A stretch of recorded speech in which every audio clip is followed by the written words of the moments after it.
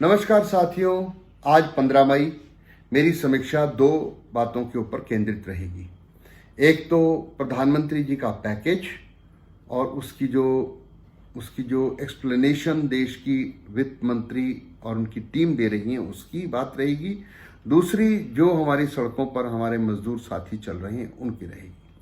सबसे पहले मैं आता हूं पैकेज और इनकी जो एक्सप्लेनेशन है उस पर मेरे विचार क्या हैं। मित्रों, गवर्नमेंट ने एमएसएमई सेक्टर को बहुत बड़ा बूस्ट देने का अपना इरादा दिखाया है, परंतु जैसा कि बहुत लोग उम्मीद कर रहे थे कि गवर्नमेंट पैकेज घोषणा के बाद उम्मीद कर रहे थे कि गवर्नमेंट बहुत बड़ा फंड एमएसएमईज को ट्रांसफर कर देगी, ऐसा नहीं हुआ। परंतु महत्वपूर्ण इसमें क्या है? महत्वपूर्ण इसमें यह है कि जो एमएसएमईज एग्जिस्टिंग हैं, स्ट्रेस में आ गए, चल नहीं पा रहे धन के अभाव से, और जो एनपीए हो चुके हैं, चाहे उसके कारण कुछ भी रहे हों, काबिलियत है, चल सकते हैं, हौसला है, उन लोगों को एक बहुत बड़ी सपोर्ट मिलेगी और वह नकारात्मक तरफ जाने के बजाय दोबारा मुख्य धारा में शामिल होंगे और अपने काम को बेहतर ढंग से कर पाएंगे और अपने लोगों को रोजगार दे पाएंगे और काम चला पाएंगे। एक सबसे बड़ी बात तो यह है। दूसरी बात यह है कि जो लोग जिनके पास काम शुरू करने का हौसला है, कुछ पूंजी है और कोलेटरल सिक्योरिटी नहीं है, उनको बैंक्स आगे आके एमएसएमई के तहत ऋण देंगे ताकि अपना काम शुरू करो। तो यह तो वह चीज है कि देश के अंदर एक औद्योगिक क्रांति लाने की तरफ एक महत्वपूर्ण कदम इसको मानता हूं। मगर हां, उन लोगों के लिए निराशा जरूर है जो ये मानते थे कि उनके अकाउंट में पैसा आ जाएगा और उससे अपने खर्चे चलाएंगे या एंजॉय करेंगे। दूसरी बात, जो ये रेहड़ी खोमचा लगाने वाले लोग हैं, इनके साथ होता क्या है? इनके पास लिक्विडिटी नहीं होती, पैसा नहीं होता।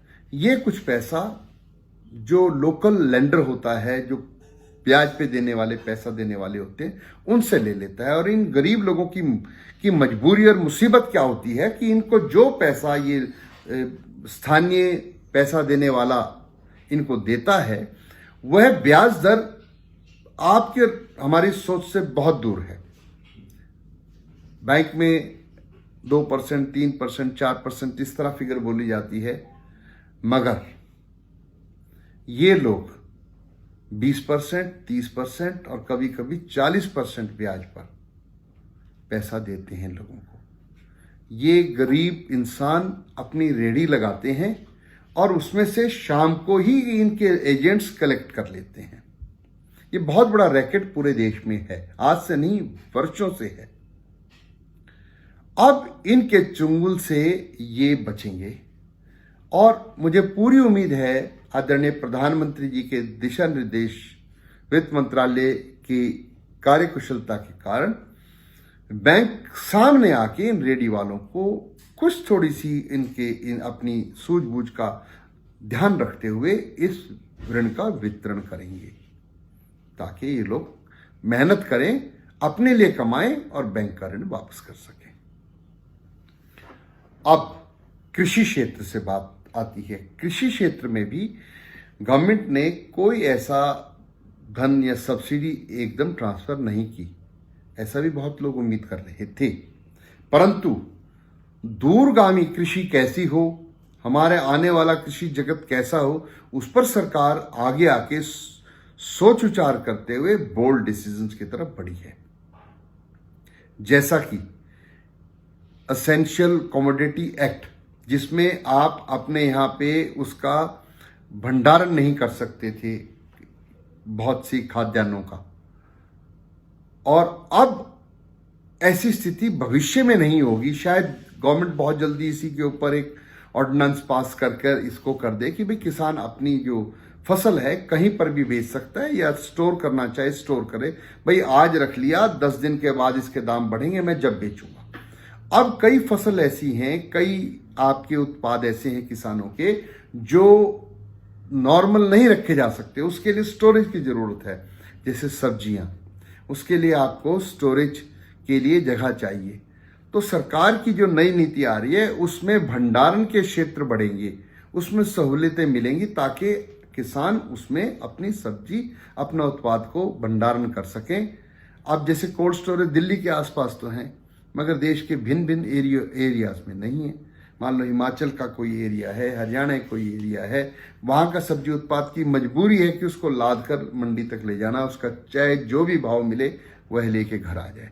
परंतु आने वाले भविष्य में अगर इस पर सकारात्मक काम हुए, बैंक्स बड़ी शिद्दत के साथ आ गए, गवर्नमेंट ने प्रॉपर मॉनिटरिंग करके वेयर हाउसिंग और स्टोरेज सेंटर्स बनवाए, तो भविष्य का हमारा किसान जो है वह खुशहाल होगा। ई मार्केटिंग के मार्फत किसान बेच सके, ये सुविधा है, आने वाले समय में किसानों को लाभ देगी।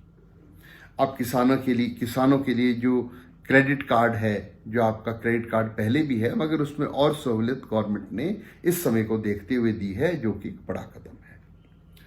अब मित्रों, बात मैं करता हूं अपने उन भाइयों की, ऐसे वर्ग की जो रियली ऐसा योद्धा है जिसकी कहानी कहीं न लिखी जाती न बताई जाती। वह है असंगठित क्षेत्र का मजदूर, जिसको खुद भी नहीं पता वो क्या करता है। वह ये सोचता है कि उसको दिहाड़ी मिल जाए, कहीं पर काम मिल जाए तो उसने बहुत कर लिया, मगर वो कंट्रीब्यूट करता है। बिहार से आता है, उत्तर प्रदेश से आता है, किसी और राज्य से आता है, दूसरे राज्य में जाता है, वह नेशन बिल्डिंग में बहुत बड़ा एक कंट्रीब्यूटर है। मगर वो सबसे ज्यादा इस समय इग्नोर हुआ है। वो भी इंसान है, उसको भी उसी ईश्वर ने इस धरती पे भेजा है जिस धरती पे बड़े बड़े राष्ट्रपति और प्रधानमंत्रियों को और मंत्रियों को और बड़े बड़े ब्यूरोक्रेट्स को भेजा है। उसी ईश्वर की रचना ही है वो वह भी। मगर दुर्भाग्य है कि गरीब के घर पैदा होने के बाद गरीब तो आधा ही वैसे मर जाता है। मित्रों, इस जो एक्सप्लेनेशन पैकेज की हमारे वित्त मंत्रालय की टीम मंत्री जी के नेतृत्व में दे रही थी, उसमें एक जो फैक्ट सबसे ज्यादा सामने आया वह यह है कि सेंट्रल गवर्नमेंट ने बिल्कुल ओपन कह दिया कि जो स्टेट अपने लोगों को अपने स्टेट में लाना चाहती है जिस भी डेस्टिनेशन से, उस रेल का 85% सेंट्रल गवर्नमेंट देगी, 15% वह स्टेट देगी। सेंट्रल गवर्नमेंट की बहुत बड़ी स्कीम है, इसका लाभ हर स्टेट को उठाना चाहिए, और 15% मात्र वह स्टेट देगी। दूसरी बात जो पता लगी इस एक्सप्लेनेशन में कि डिजास्टर मैनेजमेंट के तहत एक बहुत बड़ा फंड हर स्टेट्स को दिया गया है और उसी फंड से इनको अलाउ किया है, और वही सभी राज्य उसी फंड को यूज करते हुए जो शेल्टर्स बनाए हैं और उनको 2 या 3 वक्त का भोजन भी दिया जा रहा है। यह वही फंड है जो सेंट्रल गवर्नमेंट ने हर स्टेट्स को दिया। अब स्टेट के ऊपर इस खर्चे का कोई बहुत बड़ा, जो इन लोगों को खिलाने और रहने का कोई बहुत बड़ा खर्चा नहीं है। सेंट्रल गवर्नमेंट ऑलरेडी इसको दे चुकी है।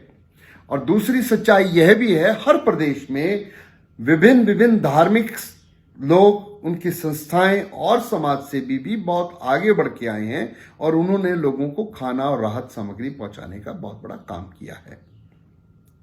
अब समस्या है क्या? अब समस्या यह है कि स्टेट्स में बैठे हुए उनके कुछ अधिकारी जो काम नहीं करना चाहते, रिस्पॉन्सिबिलिटी नहीं लेना चाहते, नेता रिस्पॉन्सिबिलिटी नहीं लेना चाहते, वह आने वाले लोगों की एंट्री को लिमिटेड कर रहे हैं, ट्रेन्स कम ले रहे हैं। तो जो हमारा असंगठित क्षेत्र का हमारा मजदूर साथी है उसको रेल में जगह नहीं मिल रही। और दूसरी बात एक और पता लगी समाचार माध्यमों से कि जहां पर वो एनरोल कर सकता है, जिस माध्यम से वो कई मजदूर इतने पढ़े लिखे नहीं है कि उस ट्रेन के लिए जो एनरोल करना है उसने अपने आप को, और जो लोग एनरोल करने के लिए बैठे हैं वो पैसा मांगते हैं 2-2 हज़ार रुपए, वो आदमी कहां से देगा? जबकि वो जो श्रमिक ट्रेन है वो फ्री है इन लोगों के लिए। तो बहुत लेवल पे इसको ऑडिट और मॉनिटर करने की आवश्यकता है, जो कि हो नहीं रहा। अब ये सरासर प्रदेश सरकारों का फेलियर है, जो ये मजदूर सड़कों पर बेचारे चल रहे हैं। हर स्टेट गवर्नमेंट को चाहिए कि अपने 15% जमा कराएं, ट्रेन अपनी लगवाएं और वहां से अपने लोगों को अपने यहां लाएं और क्वारंटीन सेंटर बना के जैसे करना चाहते हैं अपनी व्यवस्था वैसे करके इनको रखें। क्योंकि जो मजदूर दूसरे राज्य में जाकर काम कर मेहनत करके कमाता है, उसका एक बड़ा हिस्सा वह उस राज्य में रहने वाले अपने परिवार को भेजता है और वह परिवार उस पैसे से वहां सामान खरीदता है, इवन माचिस की डबिया तक खरीदता है, उस पर भी टैक्स लगता है और गवर्नमेंट को उसका फायदा होता है। तो ऐसा नहीं है, बोझ नहीं है, ये दूसरे राज्य में जाकर खून पसीना एक करके कमाने वाले जिस राज्य में वो रहते हैं वहां पैसा भेजते हैं और उसका लाभ उस स्टेट को होता है। इनकी तरफ कौन सोचेगा? इनकी तरफ सोचने की बहुत आवश्यकता है। ये बहुत दुख की घड़ी है। गर्भवती महिलाएं हाथ में बच्चा लेकर चल रही हैं, कंधे पर बैग लेके चल रही हैं। साथियों, बहुत मुश्किल होता है यार, 1 किलो का बैग पकड़कर आप 1 किलोमीटर चलते हैं तो आपके हाथ टूट जाते हैं। वो लोग 900 किलोमीटर चल रहे हैं। ये हमारे देश के लिए शर्म की बात है, डूब के मरने की बात है हम लोगों के लिए, हमारे समाज के लिए। स्टेट गवर्नमेंट्स को चाहिए आगे आए, काम करें। दूसरी बात, मैं देख रहा था कि कांग्रेस पार्टी ने स्पेसिफिकली कहा है कि हम हर प्रवासी मजदूर को पैसा देंगे उसके आने के लिए। तो कम से कम उनकी जहां पर स्टेट गवर्नमेंट्स उनकी अपनी है वहां पर ट्रेन लगा के अपने मजदूरों को वो स्टेट ले आए, ताकि बीजेपी रूल्ड गवर्नमेंट के ऊपर एक प्रेशर पड़े कि देखो कांग्रेस रूल्ड स्टेट्स ने तो अपने 100% अपने प्रवासी मजदूरों को अपने यहाँ पे ले आए और ठहरा रहे हैं, बीजेपी पीछे रह गई। आप खुद एग्जाम्पल सेट करें यार, कितनी बुरी बात है। हमने इस व्यवस्था, इस महामारी में देश को भाजपा और कांग्रेस में बांट दिया। इस समय तो नेशनल गवर्नमेंट काम कर रही है, देश की एक सरकार काम कर रही है जो कि पूरी ईमानदारी से काम कर रही है। उसने पूरी ऑप्शन दी है कि 85% उसका एक्सपेंसेस सेंट्रल गवर्नमेंट उठाएगी, तो स्टेट गवर्नमेंट्स 15% देकर क्यों नहीं अपने लोगों को बुलाती? इस पर विचार करने की आवश्यकता है। इन्हीं शब्दों के साथ आज के लिए जय हिंद।